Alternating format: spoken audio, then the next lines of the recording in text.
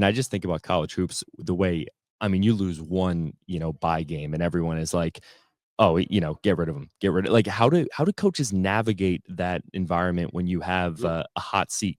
That's a really interesting perspective, and I think the first thing that coaches should seek to do is seek solace. Get quiet. It's easy to say, "Well, I don't read the paper." Not that there are that many newspapers around anymore, or I don't read. Everybody knows what's going on. Everybody knows what's being said. You have to seek quiet, not just outside noise, but internal. You have to seek that quiet. You have to make sure that you maintain your internal pressure because everybody wants to achieve. Okay. You want to make sure that you're helping your team, help your team through it in terms of the social media awareness. You discuss it. Uh, you leave the nonsense. Leave that out. Don't be out there defending yourself. Don't have family members out there defending you, and seek solutions. You really want to seek solutions to make the next day a better day. You're not going to go back and correct. You lose a bye game. Well, you can't correct that by, well, we're going to work harder, or I'm going to yell louder, or I'm going to, some that curse, not me, but those that you don't, that's not it. You want to seek solutions. And the basis that I have, it's not quite a hot seat, but it's a team that was on a hot seat and how we kind of approach this.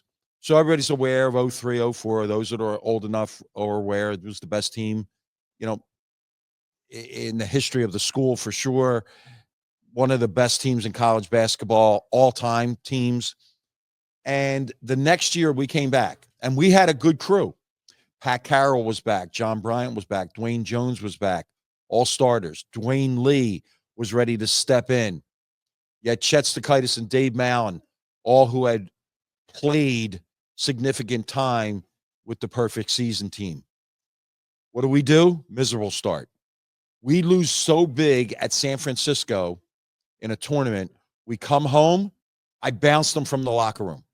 I take all of the practice gear. Just come like this is a pickup gym. Come in your gear. We'll practice.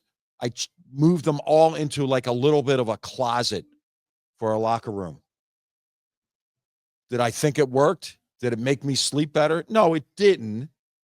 But it was trying to make a difference and trying to make a difference and make it to the players that it was about us, not just about them. What does that team do? That team goes forward, wins the East in the A10, plays in Cincinnati versus Xavier for the A10 title. We lose that game. A coaching error cost us that game. I didn't trust our baseline out of bounds. I came up with something different. Xavier slips to the basket, makes a layup. We lose the A10 championship. We go on to the NIT. We play for the NIT championship. Had we packed it in after San Francisco, and the collective we, not me or them, it was us. So what you have to do is you have to maintain the idea of every day being important, every day improving, and to the best of your ability, seek quiet. It's a noisy world, and it does not stop with just society. It impacts your team. It impacts your family. It impacts you individually.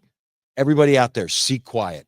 It must be so much more difficult to now. I mean, you think of 20 years ago, you didn't have any of these social media sites. You didn't have, you might have had the message boards, but really, I mean, there are people every single day kind of with this unfettered access to kind of tell you how they really feel, despite one game where the team may not quite look good or something like that. And I think that's one of the things that coaches, it's even tougher to navigate that environment when the court of public opinion can turn on you so quickly.